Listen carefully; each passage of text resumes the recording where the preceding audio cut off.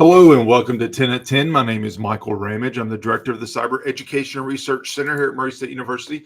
And welcome back to 10 at 10. 10 at 10 is brought to you through a partnership between Murray State University, Grow West, the Technology Council of West Kentucky, KY Innovation, local partners, Sprocket Innovation in Paducah, and the Kentucky Innovation Station in Madisonville. This is episode 230. So as we do with the even numbered episodes, we are talking the news of the last few days, few weeks, trying to find those nuggets of information that we can use to help us stay safe in cyberspace. That's always our goal. That's always what we're wanting to do. And so we've got a number of stories today that I want to get to, and I think they're interesting, maybe a little scary, but certainly some things that we need to keep in mind. So let's just get into the stories. And my first two actually come from Checkpoint. Checkpoint is a security vendor. And there were a couple of stories that I saw linked back to blogs relating to Checkpoint. So I just wanted to refer back to Checkpoint. Some really interesting research that they had. And first, what this is reporting is that Q1 2025 Global Cyber Attack Report from Checkpoint shows an almost 50%, I think the number's 47%, surge in attacks, in cyber attacks worldwide, with a rise of 126% increase in ransomware attacks in Q1. So if you just look at that top number, 47% increase, almost 50%, that means there's an average of 1,925 attacks per week per organization. Okay. If you're a really large organization, maybe that number's higher. If you're a really small organization, maybe that number's smaller. But the average is 1,925 attacks per week. In 2024 Q1, that number was 1,308. So it's an increase of 617 attacks per week per organization. It's massive. It also says, and we're going to talk more about education on the next story, but education saw the highest number of attacks, followed by government, followed by telecom. What does all of that mean? Yes, there are some sectors that are seeing attacks more than others. And like I said, we're going to get into talking about education in a minute. But what that looks like overall is that we are getting attacked at a higher rate, at a 50% higher rate than we were a year ago. 50% higher rate than we were a year ago. If you read this blog and if you go on to look at what do they think the causes are, AI is one of those big causes. They can make more intelligent decisions in real time using artificial intelligence to customize attacks against organizations. The other part that's important to note is that 1,925 attacks does not mean successful attacks. What that also means is that our detection has to keep up with these attacks. Yes, there's a lot of attacks happening. Hopefully, using AI, our defenses are getting better as well. That's the hope. That's the plan. That's the approach that we need to take as leaders in this space, is that we know the bad guys are using this technology. Let's make sure we're using this technology to our advantage as well. Regional, the highest average, Africa had the highest regional growth. Latin America saw the largest year-over-year increase. But what's also worth noting, and you can see it on this last bullet, is that ransomware surge rose by 126%, with North America accounting for 62% of global ransomware incidents. and consumer goods and services being the one that's targeted the most.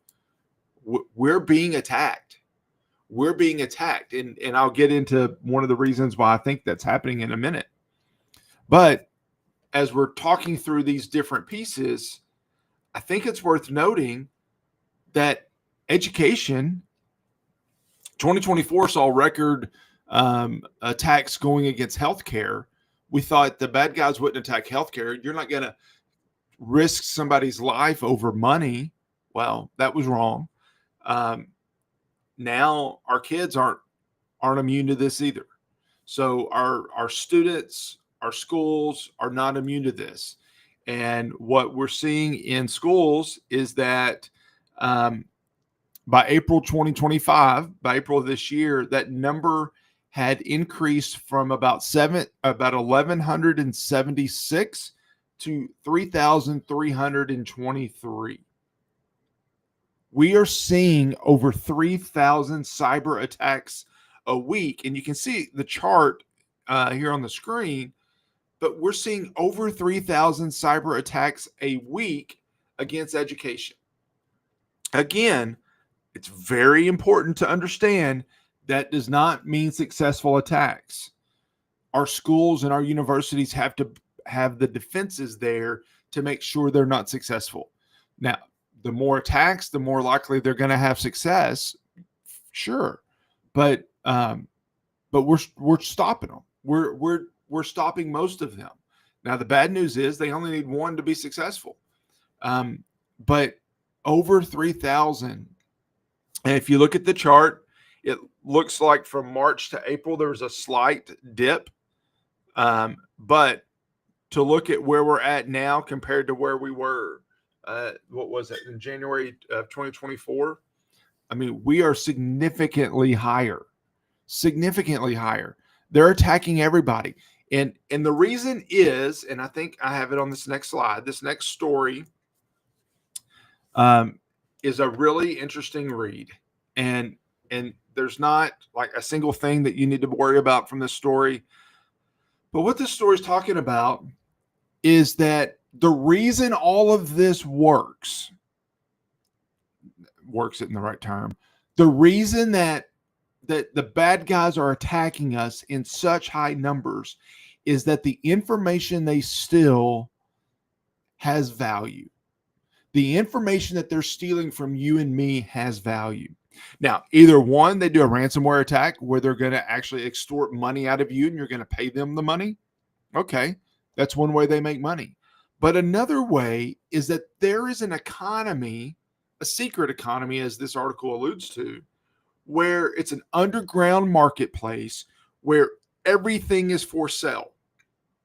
Your passwords, your credentials, your social security number, your credit card number, your web camera could all be for sale. Everything is being bought and sold on the underground marketplace for hackers. We're seeing all of this for sale. So you have to be very careful about what's going on and understand that this is about business for the bad guys. It's unethical, it's immoral, it's illegal, it's all of those things, but it doesn't stop them from doing it because there's money to be made in their eyes. You got to keep that in mind. All right. With that in mind, I thought this was an interesting story, and I want to use it to talk about a few things that are happening. First of all, how lawmakers are trying to pass a bill where they want local governments to create cybersecurity plans. So each local government, in the intent is in Ohio, is that each local government would have a cybersecurity plan in place. What does that look like? There's a number of components in there, but the reason is that in Ohio, according to one of the bill sponsors, there's been at least 23 cyber attacks against local government offices in the last 12 months. So they got to do something about that. This is also happening at the same time that some of the federal budget changes are causing some of the support mechanisms that local governments see change or go away. And so all of these are important pieces. And so Ohio's wanting to do something. What I'll just say to you is that if you need help in that space, reach out to me. We have a state CISA representative, and I can put you in contact with him. I can provide a little bit of guidance as well, but there's a lot that we need to do to protect our local governments, our local schools, our businesses. It's a changing landscape, and I say that, and I've been saying that for years, for 230 episodes, that we're seeing changes, and we're going to continue to see those changes.